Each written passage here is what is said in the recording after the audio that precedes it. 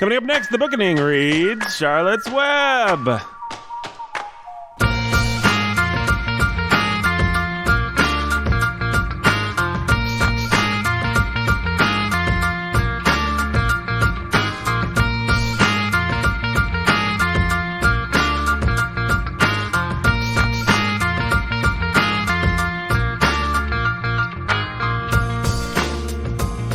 Everybody, welcome to the Bookening. I'm Nathan Howard, and your humble and obedient host, agent provocateur. There's Brandon over there. He's got a shirt that looks like a popcorn box. It looks like he's a soda jerk. Soda jerk, yeah.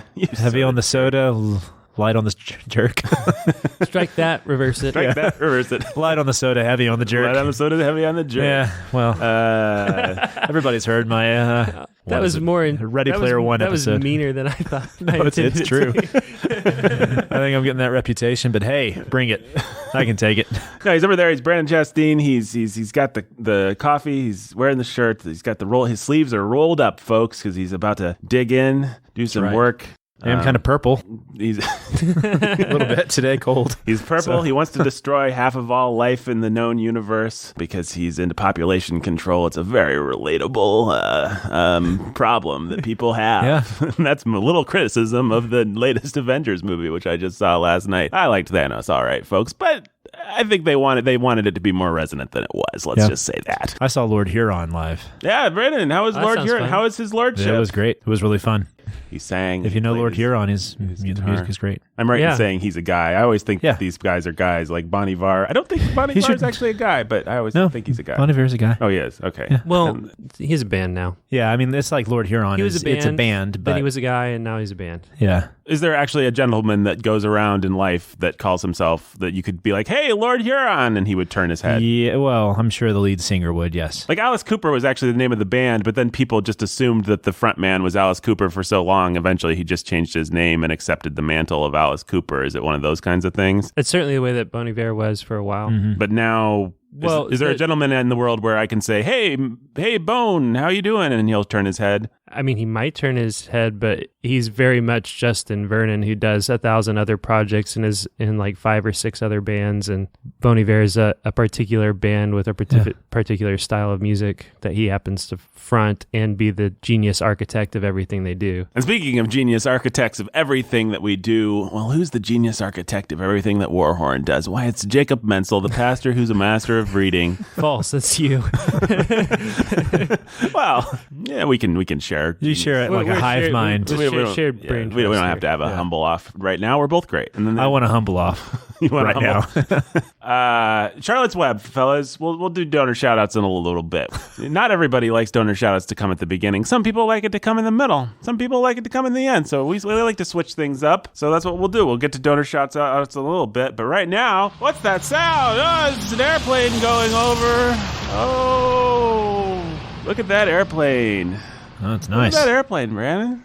Yep. Wonder where it's headed.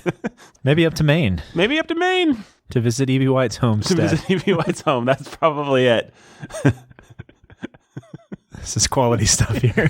This is some quality material right here. The airplane, of course, indicates baggage check, the part of the show where we talk about the baggage that we bring to the work in question. Jake, what baggage did you bring to Charlotte's Web? It was read to me in class by my beloved Mrs. Culliver. Libby Culliver, the great Libby Culliver. Yep.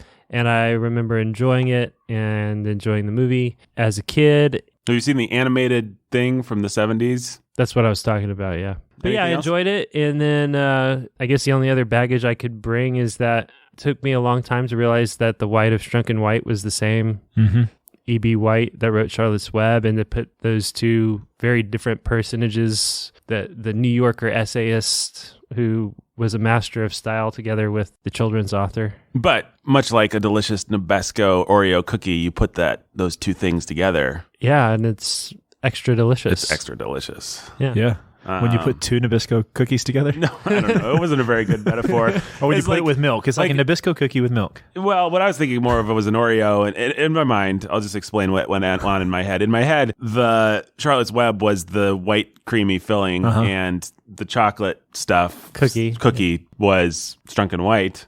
And they're two different things. You pull them together. But then you pull them together and you have one delicious cookie that makes complete sense. What cookie makes more sense in this universe than an Oreo? Yeah, well, it's just E.B. White's son. He's an Oreo cookie. Man. Yeah. Yeah. Your thoughts? I think he's an Oreo cookie too. Your baggage? Oh, my baggage.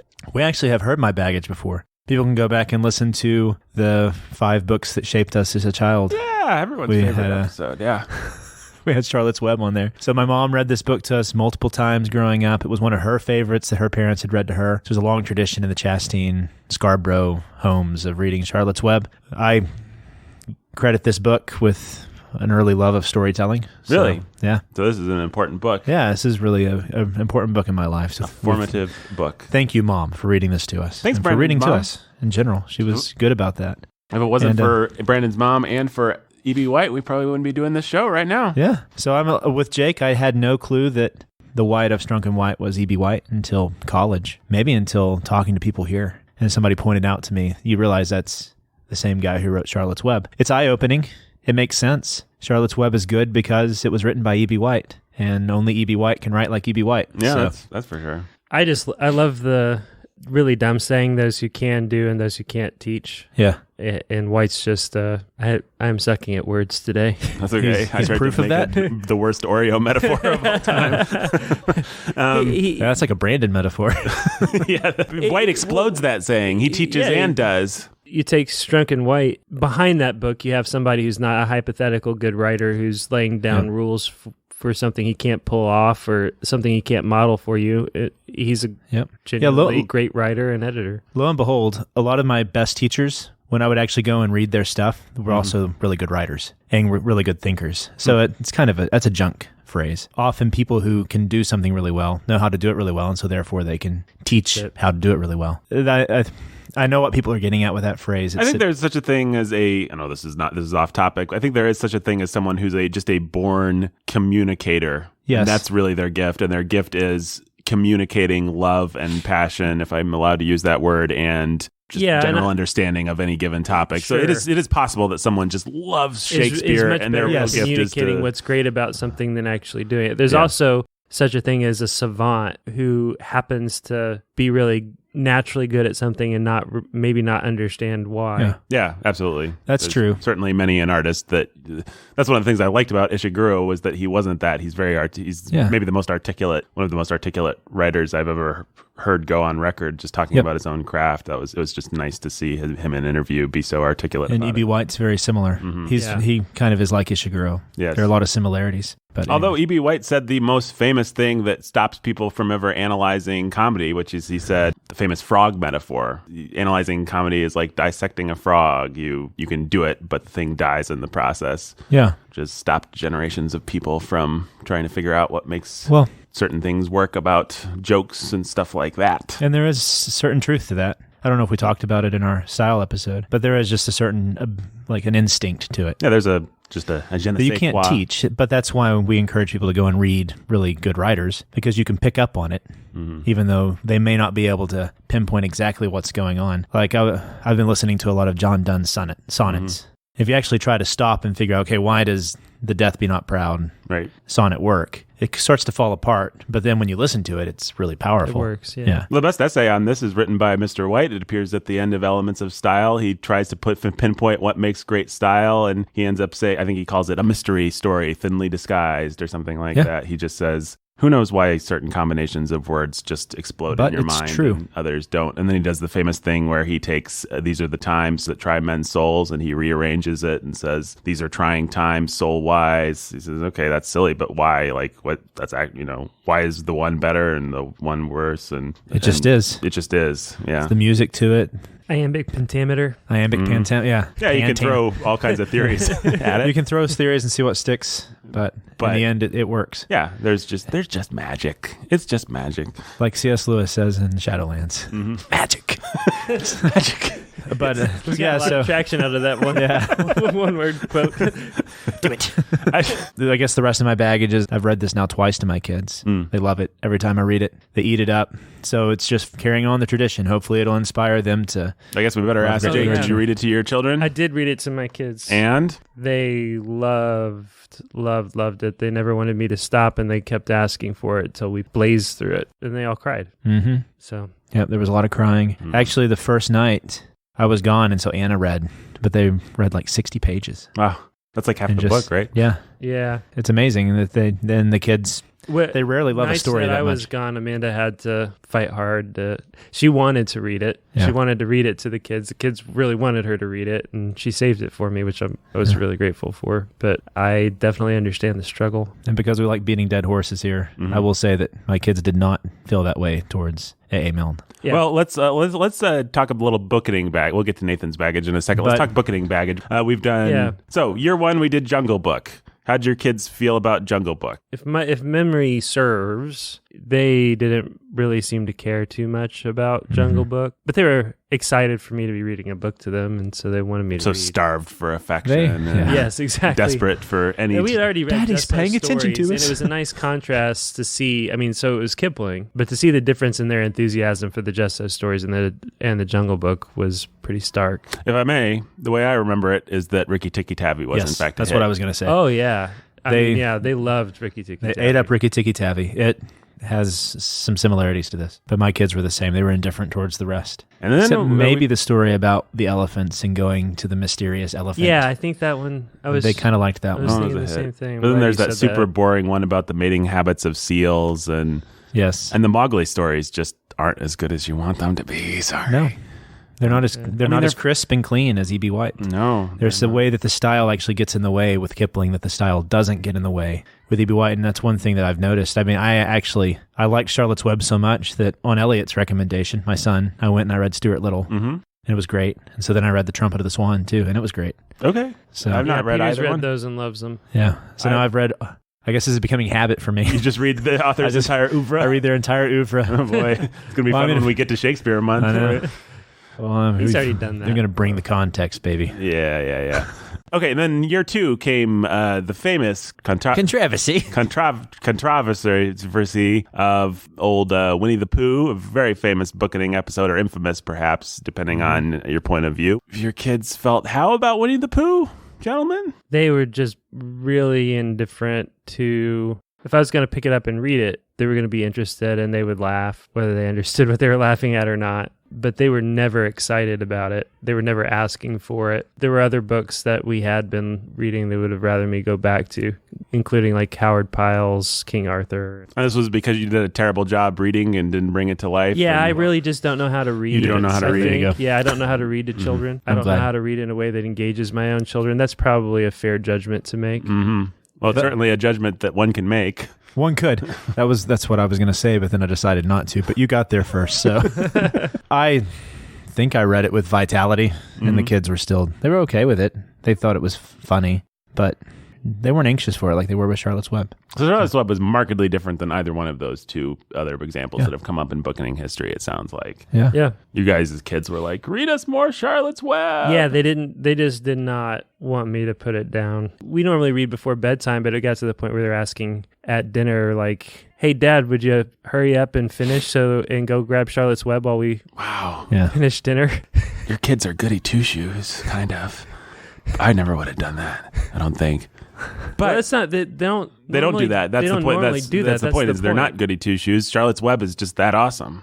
I think so. Yeah. They've never really been that enthusiastic about anything before. Yeah. Well, I think basically this episode we just have to answer one question, which is why is that? But let me give my baggage first before we do that. My baggage is I don't really remember. I know I read this book as a kid, and it all came back to me when I was reading it, but I had not thought of it for years. I don't think until we did our children's episode a couple of years ago where Brandon mentioned it, I don't think I'd thought of it. I don't think it had crossed my mind. That was actually a really fun episode to do because there's a number of things you guys brought up that just brought back a lot of memories, kind of like... The La Madeleine cookie. Yeah, Proust eating his cookie. Yeah, it's like, oh yeah, Charlotte's Web was a thing. It was a thing I really liked, I think. I remembered it fondly, but I hadn't sort of kept it alive with me. Number one place that's actually happened in bookening was Ricky Tikki Tavi, which I completely didn't even remember was a word until we read it again. And I was just like, oh yeah, I loved this.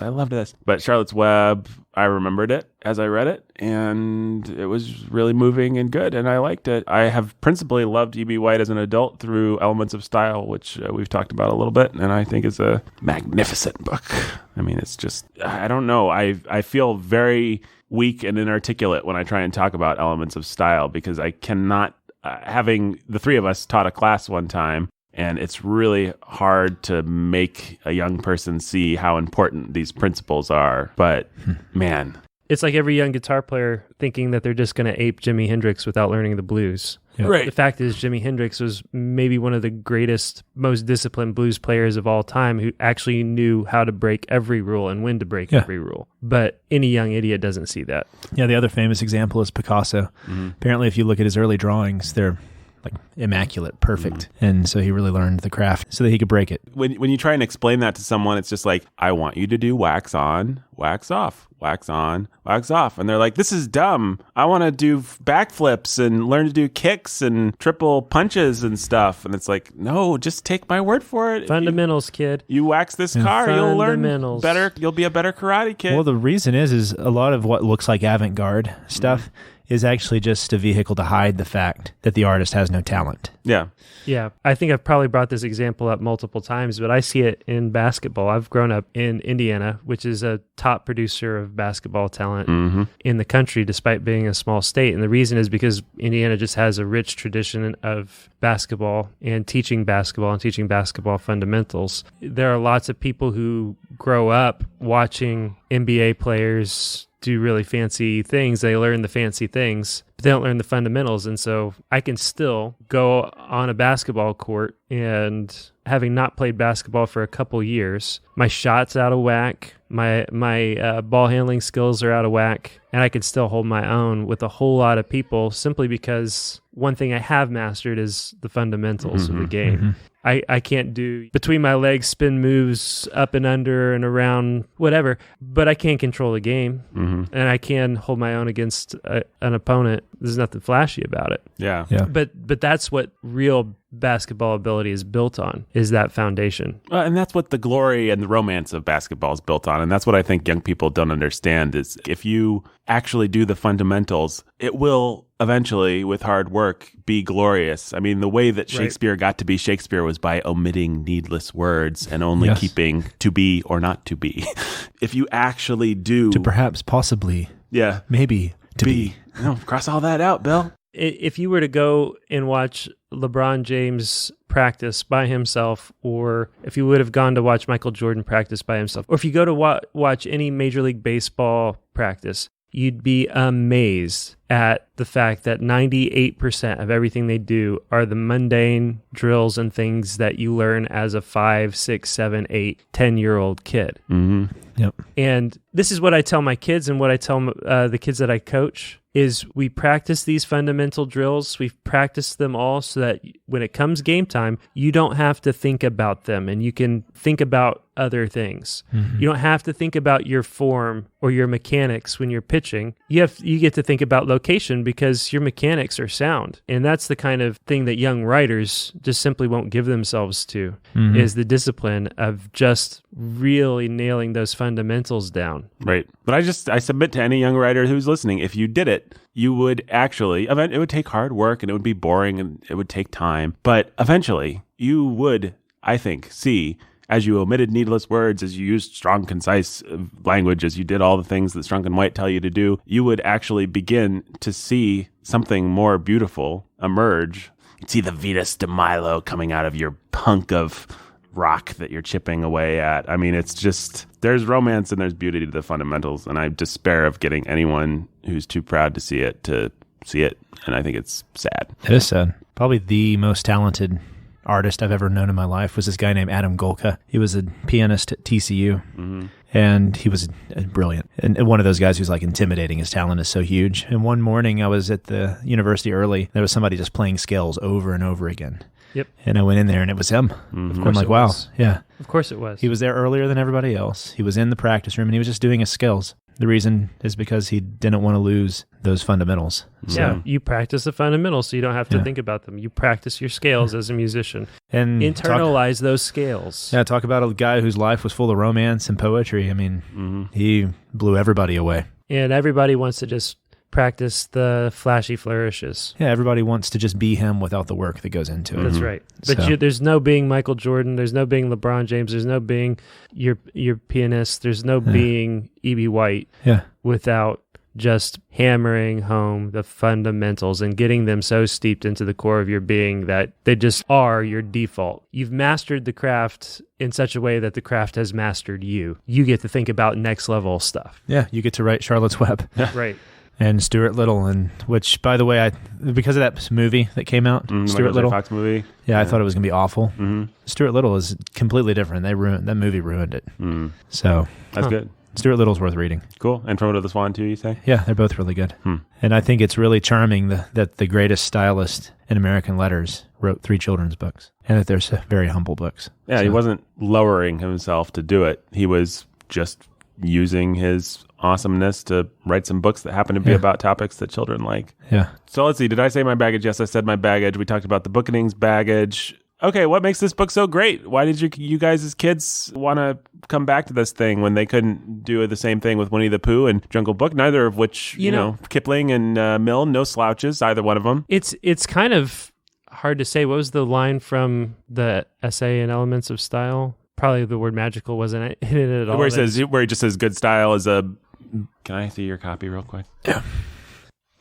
While you're looking it up, I kind of want to say it's a lot like Austen. A lot of children's authors think they got to have magical, fantastical, exciting stuff. And this is a really boring farm, and there's a pig that doesn't want to be eaten, and he's got a magical friend who's going to try to help him not be eaten. I hadn't thought about this until just now, but I think you actually helped me put my finger on it maybe a little bit right there, because if you think about Winnie the Pooh is just such a great contrast to this. If you think about Winnie the Pooh and the preoccupations of those characters and the things that they're doing, the basic goals and motivations and things that drive the story forward are these really abstract adult. Eeyore's depressed, so they're going to do something to make him. It's like stuff that as an adult you can enter into, but this story, it's really clear and simple, not in a condescending way, but just in a Wilbur does not want to die. He wants to live. He wants a friend. He's got a friend. Yeah, his friend is good-hearted. It's simple, relatable, human goals. And Wilbur is lonely and he doesn't want to die.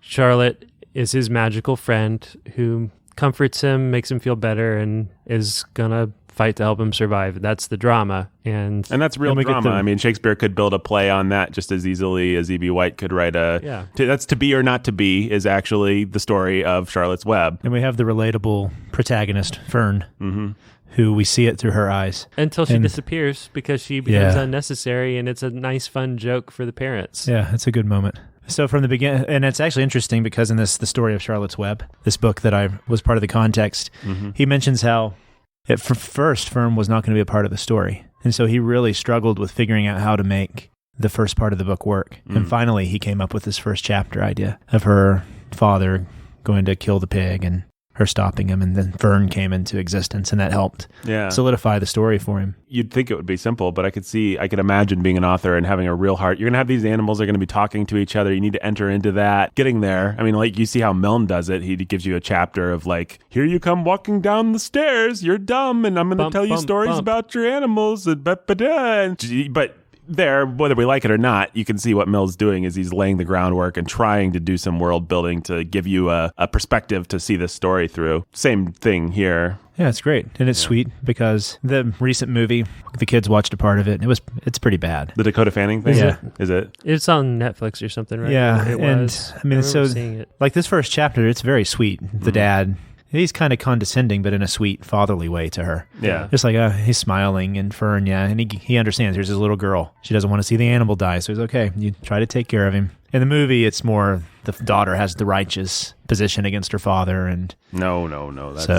That's dumb. I mean, here it's just kind of observational as much as anything. I mean, it's just like, this is what dads are like. This is what daughters are, there's no particular commentary on it one way or another besides, isn't it relatable? And we all kind of remember dealing with. Yeah, Anna and I got to smile at one another multiple times when like the Zuckermans would be talking to one another, the husband and wife. Like the scene where she comes out with the buttermilk. And Mr. Zuckerman's just like, you're crazy. But whatever. We're like, this is actually, this is kind of the way we talk to one another.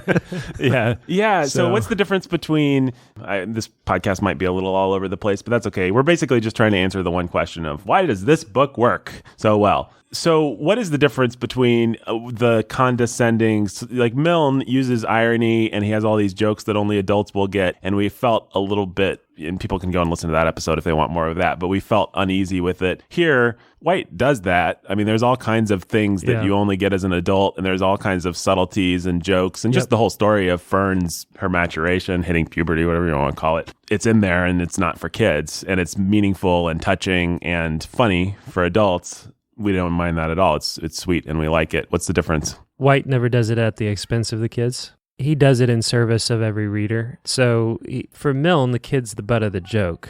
I don't want to overstate my case here in trying to tease out the difference. So Milne is in the 9th level of hell, I believe, is where we consigned him. That's right. Yeah, he's so being I chewed can on say by the whatever I devil. want, right? Right.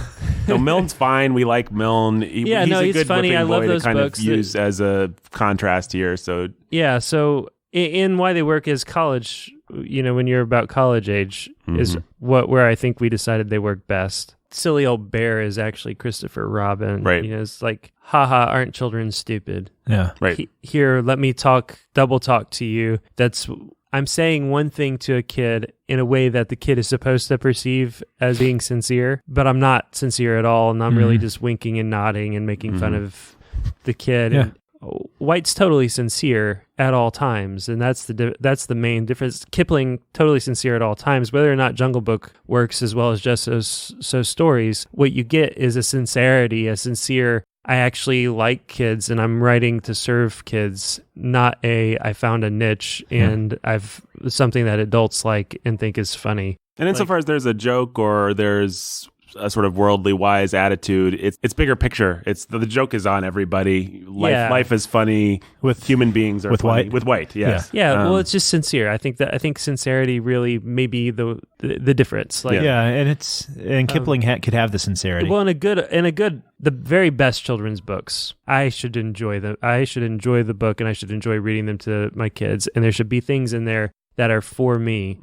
I just don't want to feel like the whole point is at the expense of my kids, but he's got a joke in there for me too. It's a little bit like the difference between an awesome Pixar movie and a terrible DreamWorks movie. Yes. E.B. White is I thought the same. Pixar. Yeah. E.B. White's White is Pixar. E.B. White is Brad Bird in Incredibles. Yeah, it's relatable. Kids love Incredibles it. 1, Adults like it. There are things in it. It's a kid's movie, but there are things in it for adults, and it's artfully done, and it's never... Well, you watch the worst of the DreamWorks movies, and it's like...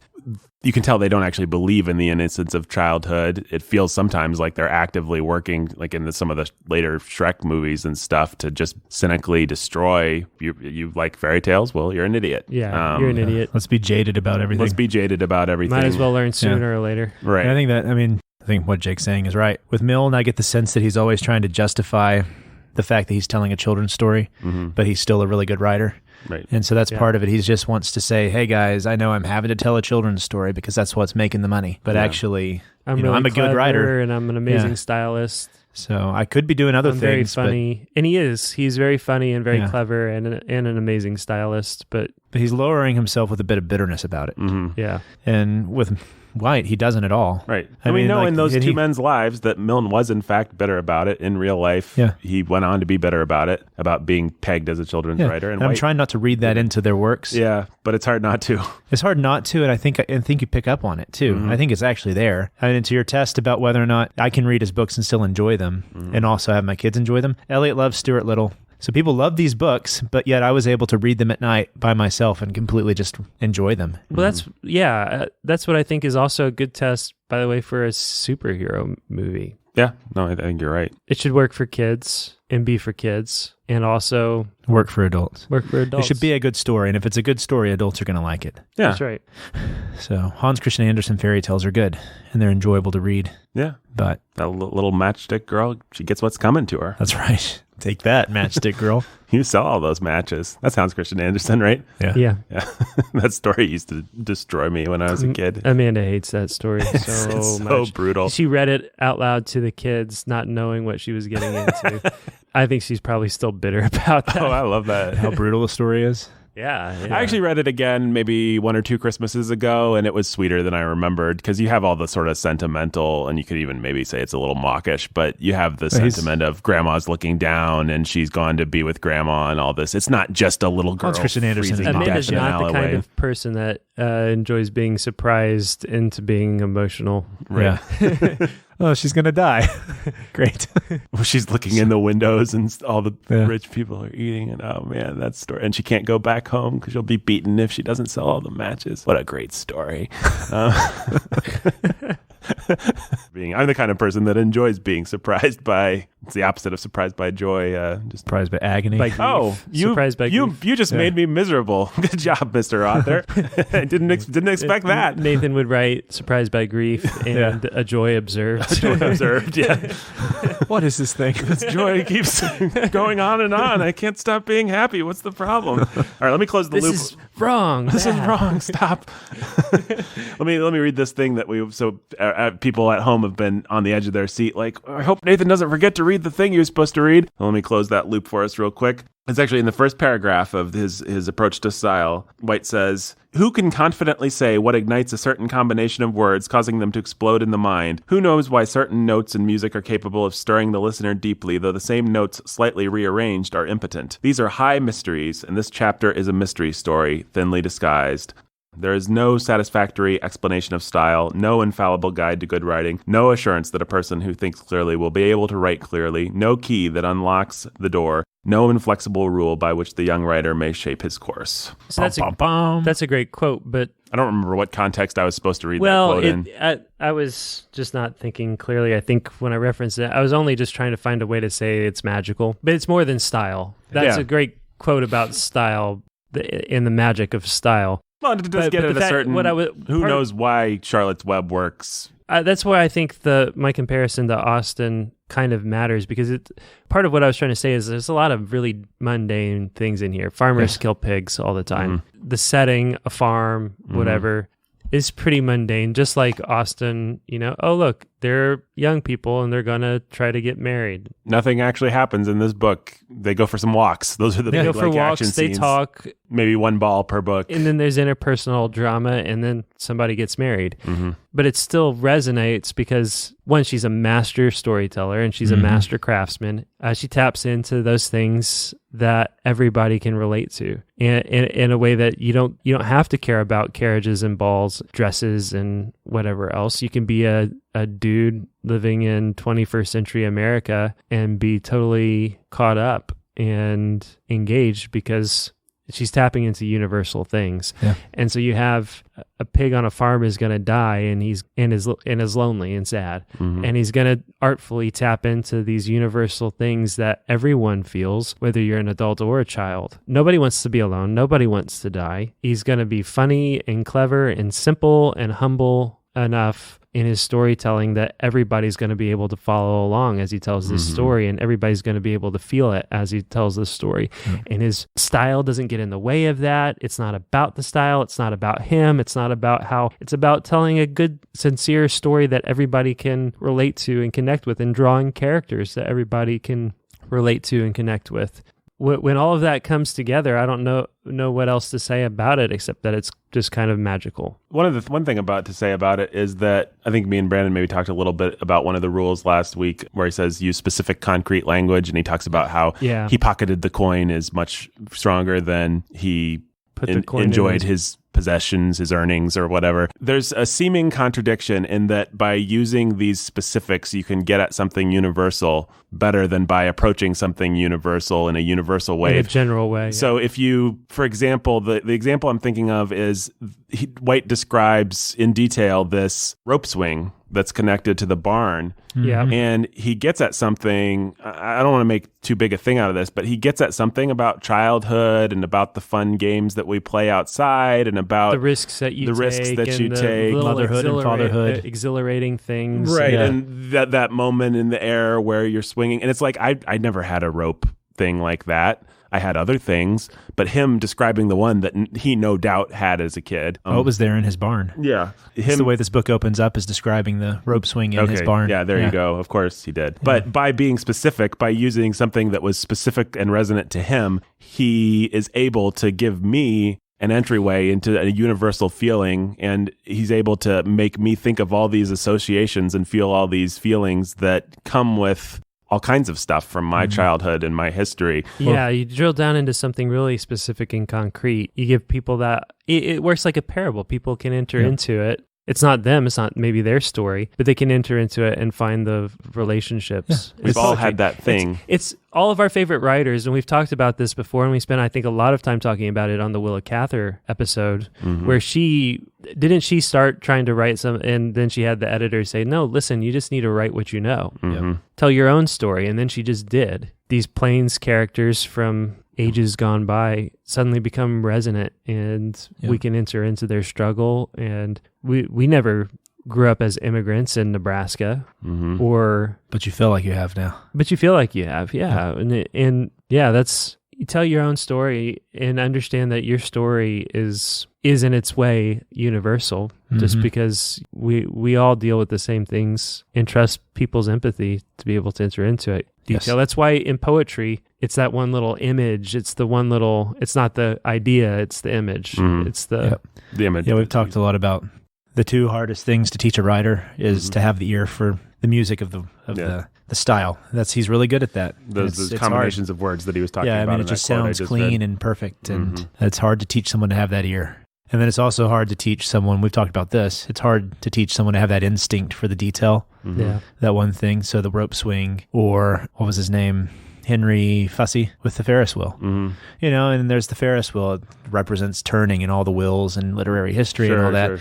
But he's not heavy-handed with that at all. And she just sort of goes off, and that's what takes her away from this magical world of the animal, the growing up that happens at the end of the book. It's all very low-key. It's all in the details. He doesn't stop to say, and isn't it this something? And Wilbur thought about, Fern's growing up, and somebody had to pause and explicate it for you. The other one is that scene with the crickets when summer is ending. And so instead of just saying summer ended, winter came, he finds this detail, the crickets singing. And this is telling people that summer's ending. And he's really good at that. Yeah. And that adds to this magic that we're talking about. He just treats you with respect. Here's maybe the other difference between him and some of the bad children's authors is he treats, like any good writer does, he treats you with respect, and he expects you to do some work, and he realizes it'll be much more emotionally real for you if you have to do the work, and if he pays you the compliment of making the connections, of realizing why it's meaningful without, like, I'm comparing it in my head to the final scene of the Pooh saga where he's splitting up with Christopher Robin, and there's all this stuff about just, you'll go on to be an adult Christopher Robin, but somewhere in your...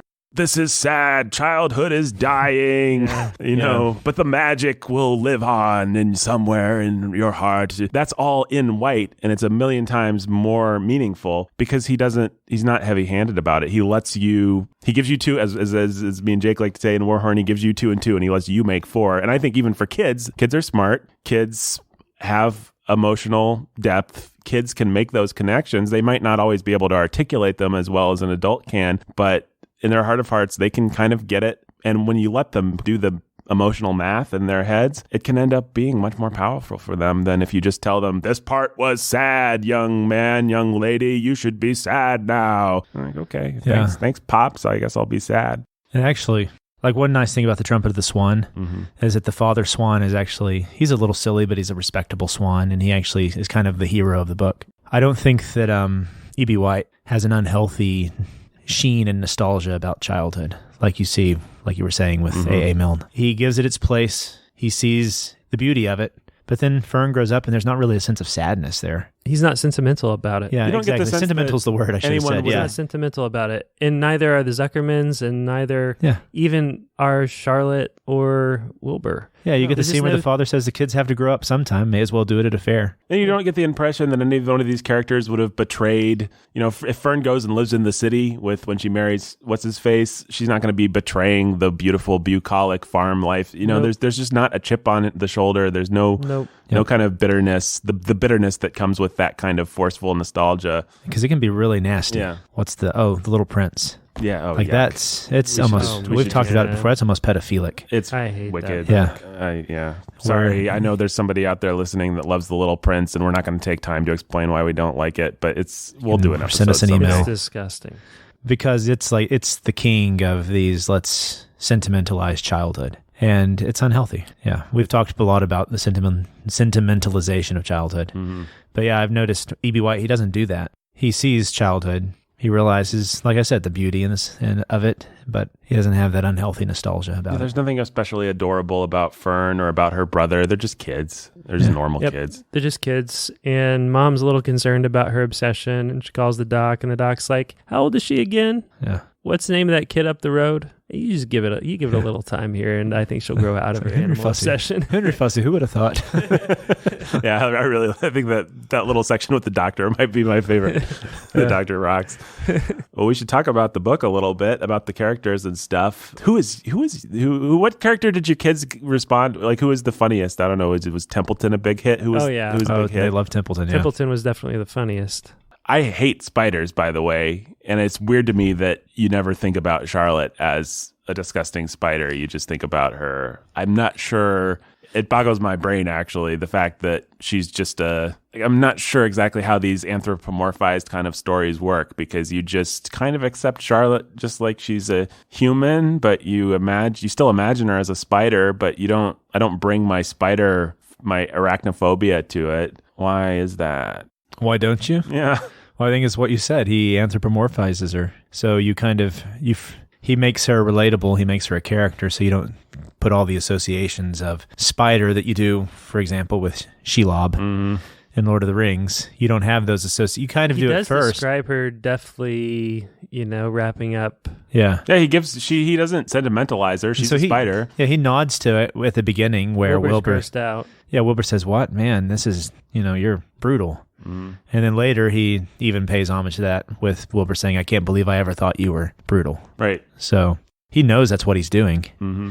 Actually, he was fascinated by spiders. He went to the New York Library and would check out books and just read about them. And so everything that happens in the story is actually very scientifically accurate. Him and Jonathan Edwards, man. I don't know about these spider loving. Thought that was a fun fact. So right up there with the best literary spider. It's right. It'd be Charlotte, Shelob, and the Itsy Bitsy. The Itsy Bitsy. I said that. Are there any other great literary spiders? I don't think so. Little Miss Muffet's spider. Anansi is a spider, isn't he, in folklore? What else to say about this book? So we're talking about characters. Yeah. Templeton was a big hit. Yep. I forgot that. I thought I think in most of the cartoons, all the other animals are silly. Mm-hmm. I forgot that the sheep had some wisdom too. Mm-hmm. So she's the one who knew how to manipulate Templeton. And Saves the day. Yeah. The kids loved Wilbur. Yeah. Yeah. And sympathized with Wilbur and Wilbur's existential agony. Existential plight. I don't want to die.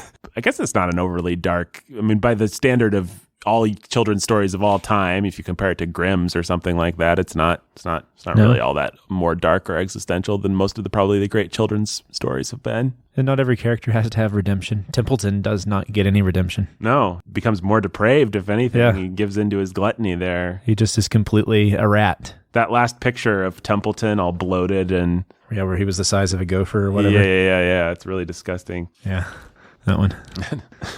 Just imagine him popping. Yeah. Did any of the older kids pick up on the Fern angle of it, or did that just kind of sail over their heads? Were they bored by Fern? No, Elliot and Alyssa picked up on it, yeah. Lucy was definitely... I played into it a little with Lucy. Yeah. Lucy is your 8-year-old girl? daughter. Mm-hmm. Yeah. Is that pretty accurate? Is that around the age where they... Yeah. Peter and Lucy were tracking with Fern and... What's his name again? Henry Fussy. Fern and Henry. Getting a little bashful. Oh, yeah. Elliot was getting bashful. Probably thinking about girls in his class. Yeah. I remember thinking about girls in my class around that age. Sorry, I didn't mean to do that in my... really that voice, man. I remember thinking about the girls in my class. I'm going to change that.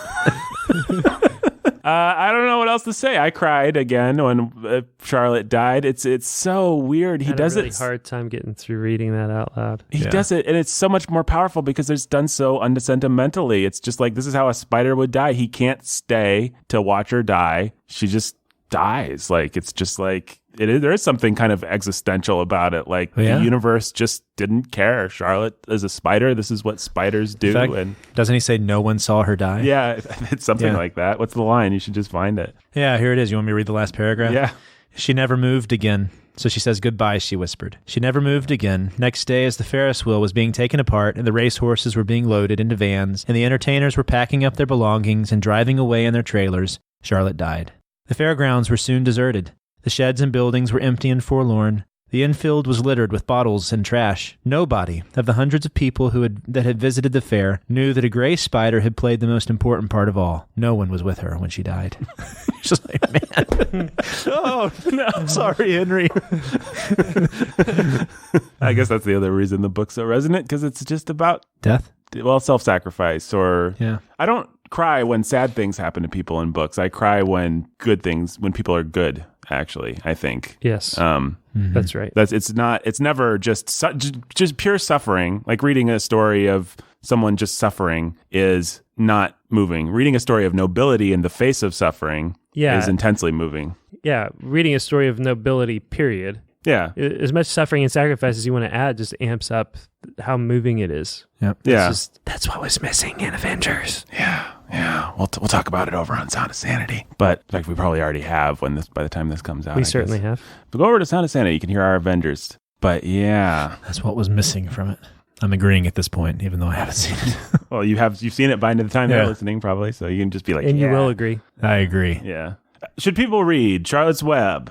Yes. Yeah, the only caveat is kids. read it to your kids. Yeah, read it to your kids. Should lonely... Sure. Yeah, they definitely should. Okay. Because they're going to be tempted to read Dostoevsky. Yeah. Don't read Dostoevsky. Read Charlotte's If you Web. have a choice between Charlotte's Web and Dostoevsky. Yeah, actually, I would say anyone who has a tendency to want to read some dark, depressing stuff like him, or even worse stuff than that, like Chuck Palahniuk or whatever that guy is. Yuck, yeah.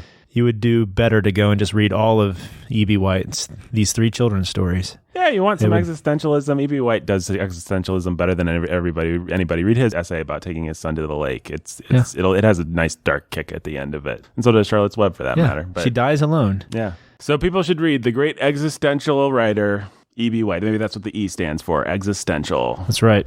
All right, guys, let's do some donor shout-outs. Lily of the Valley. Lily of the Valley. Andrew and Esther, the Lovebirds. Andrew and Esther, the Lovebirds. And little baby Timothy. And little baby Timothy.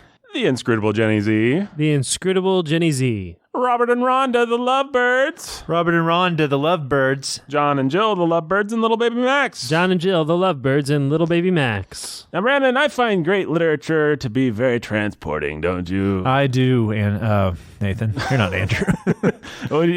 What else do you find to be transporting in this life? Things that actually transport. That's right. Yeah, you got an example of one of those? I think a truck. Yeah. An airplane. Like the trucks used by David's Mighty Men Transport for all your transportation needs. That's right. They'll haul hay up for you, too. Will they haul Kentucky. hay for you? They will. There you go. Well, if you're all your transportation here needs. and you need some transport, David's Mighty Men, we want to thank them for supporting us. We've also got my beloved mother, Beth. My beloved mother, Beth. And Maya,